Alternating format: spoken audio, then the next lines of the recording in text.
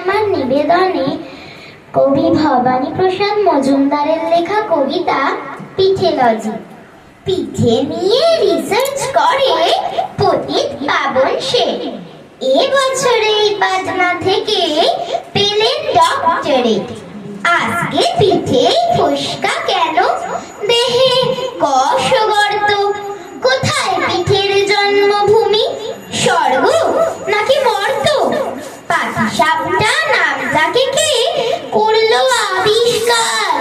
ক ভাঁজ দিলে ডাইনে বায়ে উঠবে পরিষ্কার। পুলি পিঠের দুই ধারেতে দুটোই কেন লেজ? কোন সে পিঠে দারুণ মিঠে, খেলেই বাড়ে তেজ? কোন পিঠেটা খেলেই ভীষণ বাড়বে মনের জোর? কোন সে পিঠে চিবিয়ে খেতে রাত হয়ে যায় ভোর?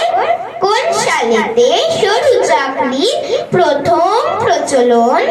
কোন দেশেতে মুখ সাউলির আদর সারাক্ষণ? কোন সে জেলার গোকুল গ্রামের কোন বাড়িতে কবে গোকুল পিঠে সর্বপ্রথম জন্ম নিল ভবে?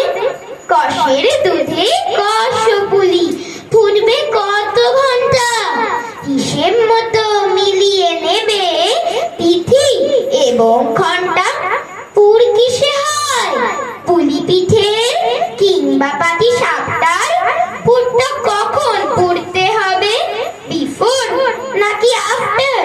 পৌষ পার্বণ উৎসবটার কোন সালেতে শুরু?